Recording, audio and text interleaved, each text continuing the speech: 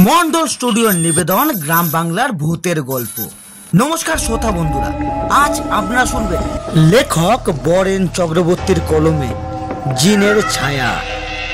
গল্পটি খারাপ লেগেছে, ভালো লেগেছে, দারুণ লেগেছে, আপনাদের মনে যাই প্রতিক্রিয়া হোক না কেন অবশ্যই একটি কমেন্ট করে জানাতে ভুলবেন না। আর ভিডিওটি ভালো লাগলে অবশ্যই একটি লাইক করে চ্যানেলটিকে সাবস্ক্রাইব করে আমাদের পাশে থাকবেন। গল্প পাঠে আমি রাজি, তবে সে দেরি না করে অতি শীঘ্র শুরু হতে চলেছে আজকের বিশেষ নিবেদন। লেখক বরেন চক্রবর্তীর কলমে জিনের ছায়া।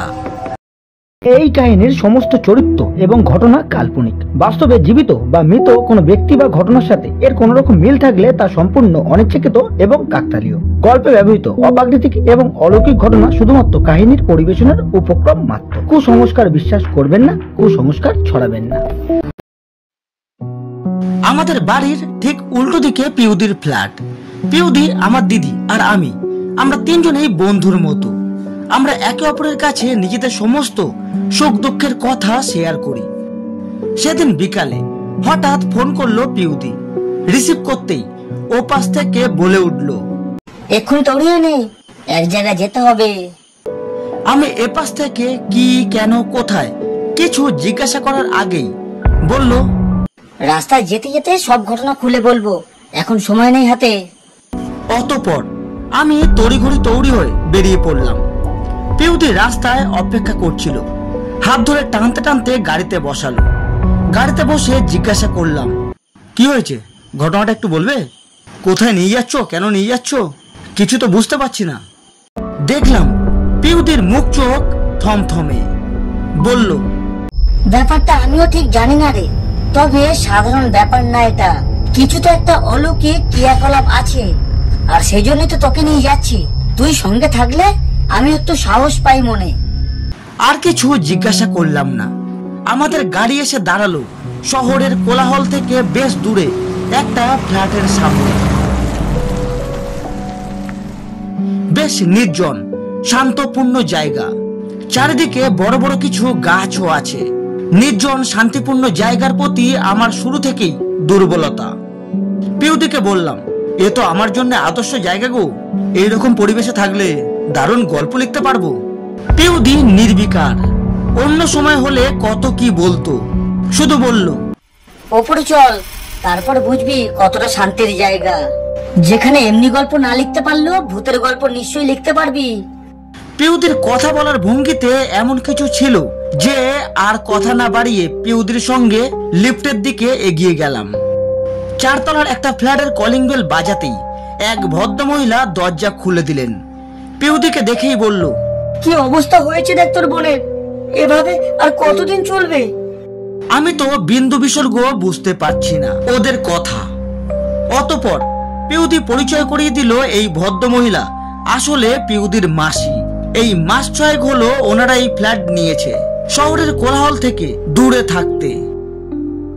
কিন্তু কে জানতো এই জিনিস অপেক্ষা করেছিল ওদের জন্য। পিউদির মেসোমশাই খুব নিরীহ স্বভাবের মানুষ। ভেবেছিলেন রিটায়ারমেন্ট লাইফ একটু শান্ত পরিবেশে থাকবেন, কিন্তু এই শান্ত পরিবেশ যে ওনাদের জন্য এত অশান্তির কারণ হয়ে উঠবে তা ওনারা বুঝতেও পারেননি। এবার শুরু থেকে ঘটনাটা বলল পিউদির মাসি। এই ফ্ল্যাটে যখন ওনারা এসেছিলেন তখন সবকিছুই খুব স্বাভাবিক ছিল, কোনো রকম অস্বাভাবিক ব্যাপার ছিল না। যত ভীতিজনক ঘটনার সূত্রপাত হয়েছে ওনাদের একমাত্র মেয়ে এই ঘরে আসার পর। আসলে রিমিতা পড়াশোনা করে ব্যাঙ্গালোরে, ছুটিতে মা বাবার সঙ্গে সময় কাটাতে এসেছে। ছুটি শেষ হলে আবার ফিরে যাবে নিজের হোস্টেলে, সেই রকমই কথা ছিল। কিন্তু এখানে আসার পর থেকে ওর সঙ্গে যা যা হয়েছে তা বিশ্বাস করতে ওরও একটু অসুবিধা হচ্ছিল। আর সব থেকে আশ্চর্যের ব্যাপারটা হলো, রিমিতা নাকি যতবারই ব্যাঙ্গালোরে ফিরে যাবে বলে ঠিক করেছে ততবারই কোনো না কোনো ভাবে ওর যাওয়াটা বন্ধ হয়ে যায়। আমি আর পিউদি নিষ্পলক চোখে মাসের দিকে তাকিয়ে আছি আর শুনছিলাম। এই ঘটনার প্রথম সূত্রপাত আসার পরের দিন থেকেই রাত্রিবেলায় রিমিতা নিজের ঘরে শুয়ে ল্যাপটপে কাজ করছিল। হঠাৎই নিজের পায়ে কারোর হাতের স্পর্শ অনুভব করে। রিমিতা মনে করে ওর মা এসেছে হয়তো, কিন্তু ওর এই ভুল তক্ষুনি ভেঙে গেল যখন ও অনুভব করলো ওই হাতের স্পর্শ ওর সারা শরীরে ঘুরে বেড়াচ্ছে। প্রচন্ড ভয় পেয়ে ও চিৎকার করে ওঠে। ওই চিৎকারে পাশের ঘর থেকে ওর বাবা মা দৌড়ে আসে। এসে দেখে রিমিতা ভয়ে ঠক ঠক করে কাঁপছে, কোনো কথাই বলতে পারছে না। পরের দিন আবার রাত্রিবেলায় রিমিতা অনুভব করে ওকে কেউ বিছানায় চেপে রেখে দিয়েছে। ও কিছুতেই কোনো মুভমেন্ট করতে পারছে না। ভয়ে ওর গলা দিয়ে আওয়াজও বের হয় না। দরদর করে ঘামতে থাকে ও। এ কিরকম অদ্ভুত ঘটনা ঘটছে ওর সঙ্গে, ও নিজেও বুঝতে পারছে না।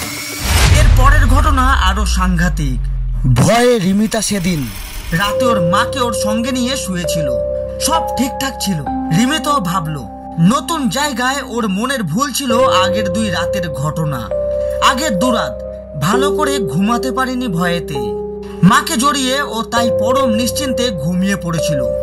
কিন্তু হঠাৎ রিমিতা অনুভব করে কেউ ওকে খাট থেকে নিচে ফেলে জোর করে ওর পুরো শরীর স্পর্শ করছে। রিমিতা তাকিয়ে দেখে খাটের ওপর ওর মা শুয়ে আছে আর ও নিচে।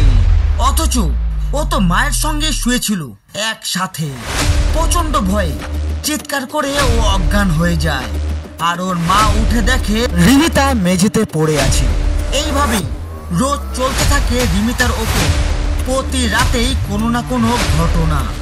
অত সুন্দর প্রাণবন্ত একটা মেয়ে একদম চুপচাপ হয়ে গিয়েছে, চোখের তলায় কালি, নিষ্প্রাণ হয়ে গিয়েছে। ওর মা বাবা ওকে সাইকিয়াট্রিস্টের কাছেও নিয়ে গিয়েছে, কিন্তু সব মিলিয়ে কিছুই ফল হয়নি। দিনের পর দিন রিমিতা ক্রমশ ডিপ্রেশনে চলে যাচ্ছিল। আর মেয়ের শরীরের এই অবস্থা দেখে ওর বাবা মাও আর মেয়েকে একা ব্যাঙ্গালোরে পাঠাতে পারছিল না। অনেক ডাক্তার দেখিয়েছে ওনারা, কিন্তু কেউই আসল ঘটনা ধরতে পারছিল না। এইভাবে প্রতিদিন নিজের ওপর শারীরিক ও মানসিক নির্যাতন সহ্য করতে না পেরে গতকাল রিমিতা নাকি সুইসাইড করারও চেষ্টা করেছিল। আর সেজন্যই ওরা পিউদিকে কাল ডেকে পাঠিয়েছেন। আমি আর পিউদি সমস্ত ঘটনা শুনে হতবাক। এই ধরনের ঘটনা যে ঘটতে পারে তা আমাদের কল্পনারও বাইরে।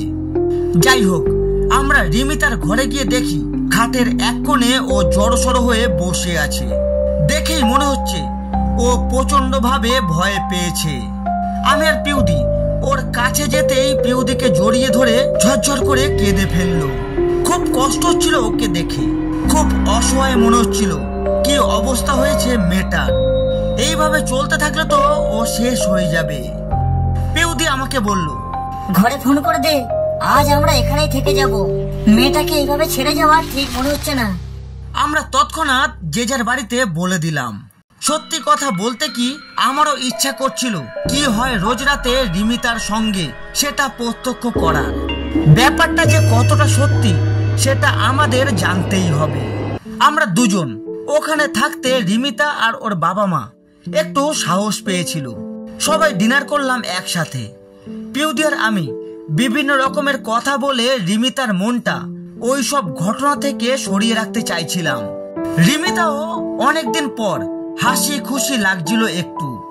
মনে মনে আমরা দুজন নিশ্চিত হয়েছিলাম যাক এতদিনে মেয়েটা এই ঘটনা থেকে সরে আসতে চেষ্টা করছে অন্তত। কিন্তু সত্যি কি তাই? আমাদের এই ধারণা যে কতটা ভুল ছিল তা কিছুক্ষণের মধ্যেই আমরা দুজনেই বুঝতে পারলাম। সেই রাতে আমি আর পিউদি দুজনেই রিমিতার ঘরে শুলাম। অনেক রাত অবধি গল্প করলাম সবাই, তারপর শুতে গেলাম। ঠিক মাঝরাত্রিতে কিসের একটা আওয়াজে আমার ঘুম ভেঙে গেল। দেখি পাশে রিমিতা নেই। তাড়াতাড়ি উঠে পিউদিকে ডাকলাম।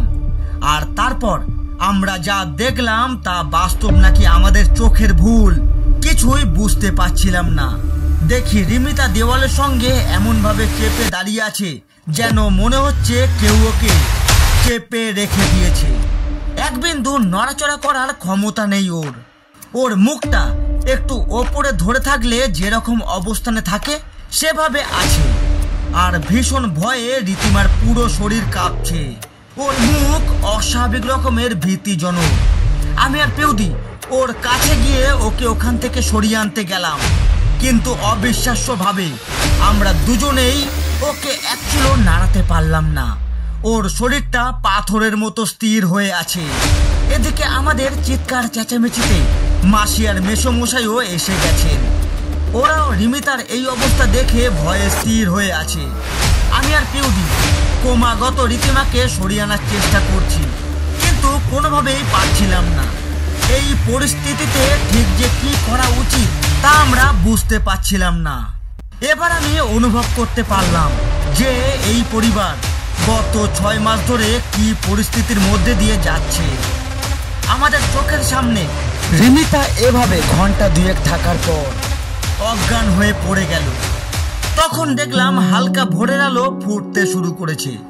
কিং কর্তব্য বিমূঢ় আমরা 4 জন রীতিমাকে ধরে বিছানায় শুয়ে দিলাম। পরের দিন সকালে চা খেতে খেতে আমি আর পেউদি শুধু এটাই ভাবছিলাম, কি করে রিমিতাকে তার এই অসহনীয় জীবন থেকে মুক্ত করব, স্বাভাবিক জীবনে ফিরিয়ে আনবো। মাসির বাড়ির কাজের মেয়েটি হঠাৎ আমাদের সামনে এসে দাঁড়ালো, যেন কিছু বলতে চাইছে।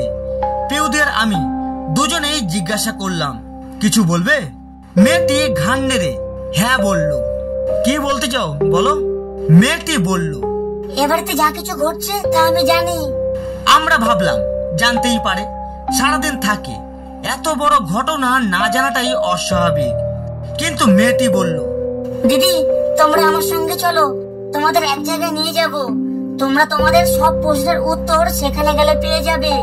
আমি আর পেউদি একে অপরের মুখ চাওয়াচাবি করছি। তারপর দুজনেই বললাম, কোথায় নিয়ে যাবে চলো, আমরা যেতে রাজি।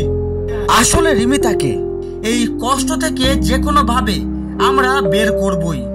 কাজের মেয়েটি আমাদের হেঁটেই যেতে বলল ওর সঙ্গে। এমনিতেই নির্জন জায়গা, কোনো কোলাহল নেই, গাড়ির আওয়াজও নেই। আমরা 3 জন হাঁটতে শুরু করলাম। মাসির ফ্ল্যাট থেকে বেশ অনেকটা দূরের জায়গা। দেখলাম একটা দরগার ভেতরে ঢুকছে ও, আমরাও ঢুকলাম দুজনে। ভেতরে ভীষণ শান্ত পরিবেশ। এই দরগা বা মাজার সম্পর্কে শুনেছিলাম আগে, কিন্তু কখনো যাওয়া হয়নি। এই প্রথম ঢুকলাম। ভেতরে সাদা কাপড় পরিহিত পীর সাহেব বসে আছেন। আমরা যেতেই ইশারায় বসতে বললেন। আমি আর পেউদি এক পাশে বসলাম। তিনি জানতে চাইলেন, কেন এসেছিস? সবিস্তারে সমস্ত ঘটনা জানালাম। দেখলাম আমাদের সব কথা শুনে রীতিমতো চিন্তিত উনি। বললেন, যত তাড়াতাড়ি পারিস তোরা বোনকে নিয়ে চলে যা, ওই বাড়ি ছেড়ে দে, না হলে খুব বিপদে পড়বি সবাই। খুব সহজে তোরা বোনকে নিয়ে যেতে পারবি না, কিন্তু চেষ্টা করে দেখ, যদি আল্লাহ চায় তাহলে পেরেও যেতে পারিস। সত্যি বলতে কি, এই রকম শুনে আমাদের গায়ে কাঁটা দিয়ে উঠেছিল। কিছু যে জিজ্ঞাসা করব সেটাও পাচ্ছিলাম না ওনাকে দেখে। অসম্ভব ব্যক্তিত্ব ওনার, একটা এক্সট্রা কথাও জিজ্ঞাসা করার সাহস হচ্ছিল না আমাদের।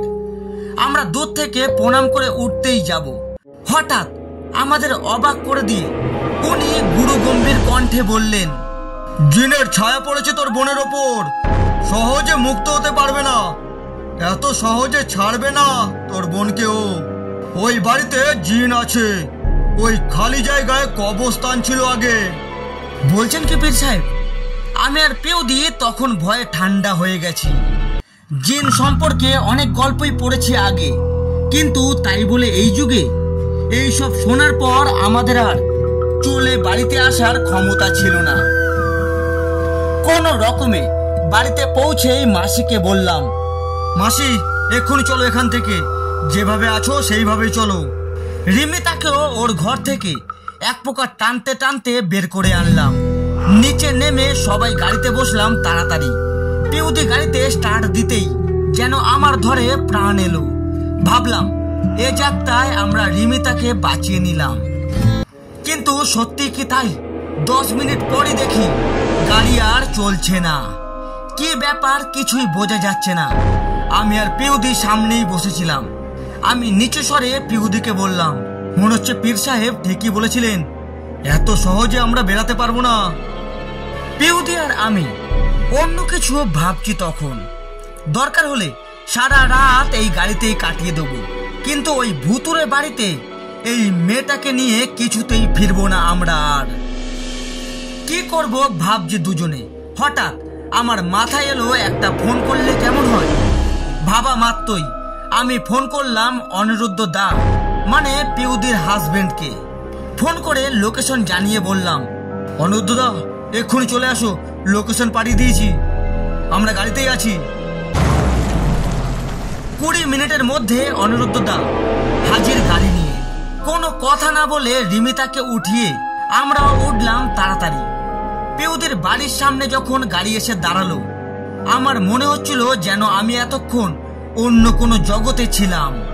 সবাইকে নিয়ে পিউদির ফ্ল্যাটে গেলাম। কিছুক্ষণ পর বাড়ি। সে রাতে কিন্তু রিমিতার সঙ্গে কোনো রকম ঘটনা ঘটেনি। পরের দিনের ভোরের আলো রিমিতার জীবনেও নতুন আলোর সন্ধান এনে দিয়েছিল। অন্তত ওর মুখের হাসি দেখে আমাদের তাই মনে হয়েছিল।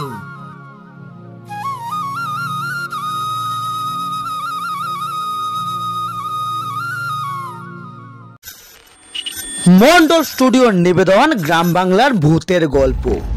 নমস্কার বন্ধুরা, আজ আপনারা শুনছিলেন লেখক বরেন চক্রবর্তীর কলমে জিনের ছায়া। গল্পটি কেমন লাগলো অবশ্যই একটি কমেন্ট করে জানাতে ভুলবেন না। আর ভিডিওটি ভালো লাগলে অবশ্যই একটি লাইক করে চ্যানেলটিকে সাবস্ক্রাইব করে আমাদের পাশে থাকবেন। আজ এতটুকু, দেখা হচ্ছে আরো একটি হাড় হিম করা ভূতের গল্প নিয়ে।